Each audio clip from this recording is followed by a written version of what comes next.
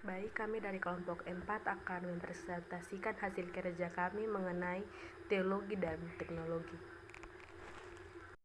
Baik, kita masuk dalam konteks permasalahan. Memang teknologi adalah ilmu terapan, tetapi rasanya lebih baik untuk melihatnya sebagai ilmu yang diterapkan secara hati-hati dan dengan pertimbangan dengan matang untuk membantu manusia untuk memecahkan sejumlah masalah yang dihadapinya dalam ia berinteraksi dengan lingkungannya. Yang dimaksud dengan lingkungan di sini adalah alam nirwana yang bernyawa di sekeliling kita, yang kita sendiri merupakan bagiannya yang tidak terpisahkan. Dengan kata lain, lingkungan fisis dan biososial dalam relung kehidupan kita. Dalam era informasi dan globalisasi dewasa ini, apa yang terjadi di belahan bumi sebelah sana dengan sekejap mata sudah dapat diketahui oleh mereka yang berdiam di belahan bumi sini, dengan segala konsekuensi dan pengaruhnya. Melainkan suatu tragedi manusia akibat dari ulah manusia itu sendiri, dengan kemajuannya dalam bidang teknologi militer, persenjataan, dan perlengkapan perang yang ia ciptakan. Manusia dengan raisanya yang menghasilkan ilmu dengan teknologi memang dapat mengatasi ketertarikannya dengan alam kodratnya. Pencapaian dan spektakuler oleh akal manusia itu membawa sikap yang optimis maupun pesimis. Sikap optimis pada satu pihak karena ada harapan yang besar bahwa hasil-hasil ilmu dan teknologi itu dapat diabadikan bagi kesejahteraan hidup manusia.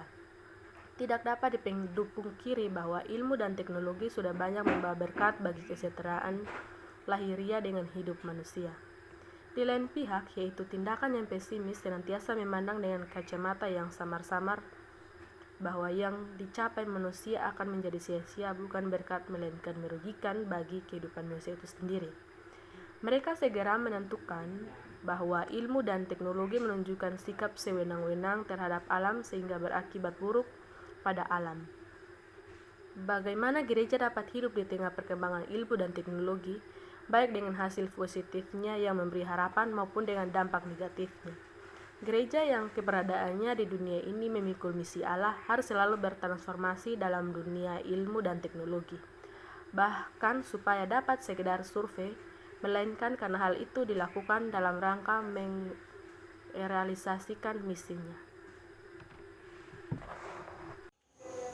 Baik, sama seperti yang kita ketahui bersama bahwa teologi itu berasal dari kata Yunani theos, yang berarti Allah, dan logos yang berarti perkataan, pikiran, atau percakapan. Jadi dapat disimpulkan bahwa teologi adalah ilmu yang berbicara tentang Allah. Sedangkan teknologi itu berasal dari kata Yunani tekno. Kita telah ketahui tadi bahwa logos itu berarti tentang pengetahuan. Jadi teknologi adalah ilmu yang berbicara atau menyampaikan suatu keterampilan. Walaupun teknologi dan teologi itu berbeda secara frontal, karena jika kita berbicara tentang teologi, pasti kita berbicara tentang iman atau spiritual. Sedangkan jika kita berbicara tentang teknologi, pasti ada hubungan dengannya dengan rasional. Teologi sering disanggah dan dijadikan suatu perbandingan dalam pikiran rasio, sehingga para ilmuwan atau para saintis selalu memperdebatkan mengenai teologi. Relasi atau hubungan teologi dan teknologi. Teologi dan teknologi bukanlah satu hal yang baru bagi kita saat ini. Teologi dan teknologi sebagaimana kita pahami, pada zaman saat ini teknologi ini semakin berkembang pesat.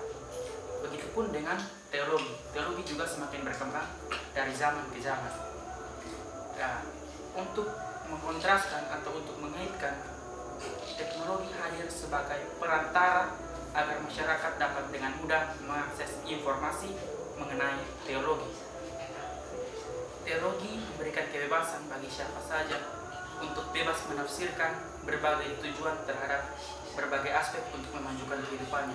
Jadi di sini untuk menerapkan atau untuk mengaitkan hubungan antara teologi dan teknologi itu, misalnya untuk menyebarluaskan ilmu teologi, teknologi di sini hadir sebagai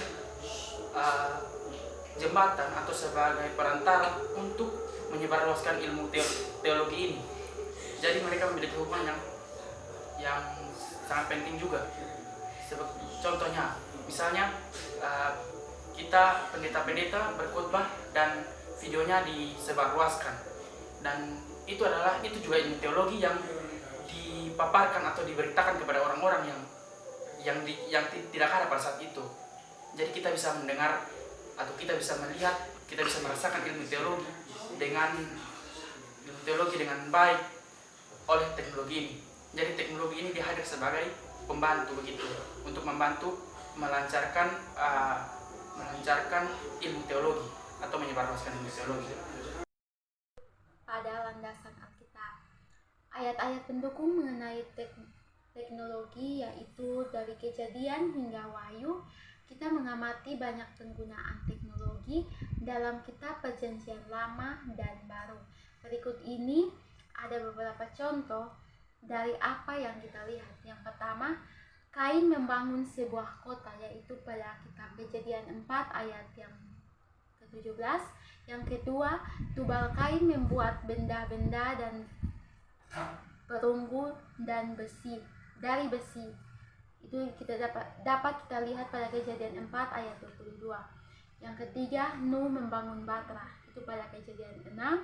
Yang keempat, orang-orang yang membangun Menara Babel pada Kejadian 11 ayat 1-9. Yang kelima, Raja Salomo membangun Bait Suci pada 1 Raja-Raja 6. Yang keenam, baiklah orang bijak mendengar dan menambah ilmu, dan baiklah orang yang berpengertian memperoleh bahan pertimbangan, itu pada Amsal 1 ayat yang kelima.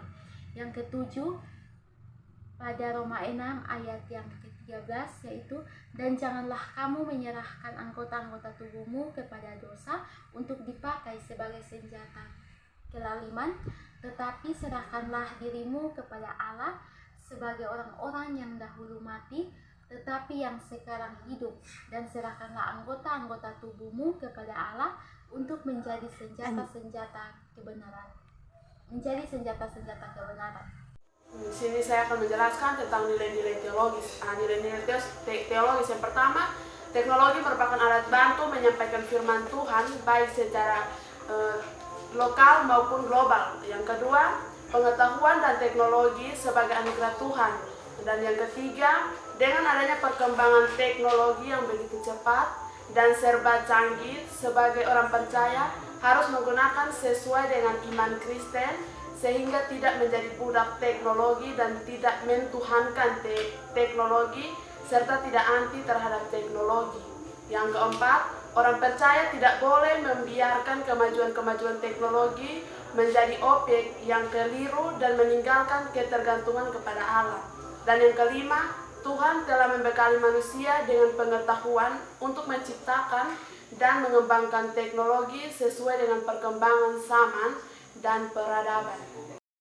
Di sini kita akan masuk dalam kesimpulan. Melalui upaya pengkajian terhadap teologi dan teknologi, dapat pandangan sekularilisasi di era postmodernitas dapatlah diambil kesimpulan sebagai berikut. Yang pertama, teologi adalah upaya pengetahuan akan Tuhan sekaligus memahami segala ciptaan melalui keyakinan imam berdasarkan kitab suci Alkitab. Yang kedua, teologi di dalam posisi dan status memukakan landasan, sumber, dan tujuan pada rencana, kehendak, dan tujuan Tuhan yang kekal. Kesimpulan yang ketiga, teknologi dibangun untuk menciptakan atau mencapai kehidupan yang lebih baik, sesuai dengan batasan yang ditentukan dalam tujuan yang ditentukan pula, sehingga tidak relevan jika mencoba membatasi pengkajian pengetahuan yang lain yang memiliki tujuan yang berbeda. Jika tidak, maka hal itu dapat dipandang sebagai pemikiran yang sempit atau sepihak atau tidak merdeka. Kesimpulan yang keempat, pemahaman sekularisme dan era postmodern yang ditandai dengan perkembangan teknologi hanyalah bagian dari perubahan zaman. Jika dilihat dari dua sisi, teknologi dapat membantu, mempermudah atau mempercepat kebutuhan manusia. Tetapi di sisi lain, teologi juga memiliki impact yang buruk bagi manusia. Teknologi pada dasarnya tercipta untuk mempermudah manusia dalam melakukan beberapa aspek. Oke, baik, kita akan masuk pada poin yang terakhir, yaitu saran. Teknologi dan teknologi adalah sama-sama pemberian Tuhan. Teknologi hadir untuk membantu teologi, terkhususnya dalam pemberitaan firman Tuhan. Namun di satu sisi, teologi juga harus mengkritik teknologi. Nah, kita sebagai manusia tidak dapat membatasi orang lain untuk menggunakan teknologi, tetapi kita juga dapat mengedukasikan orang lain untuk menggunakan teknologi secara bijak dan semestinya, yaitu pada hal-hal yang positif. Karena teknologi hadir melalui buatan manusia dan sudah semestinya manusia menggunakan teknologi itu secara baik.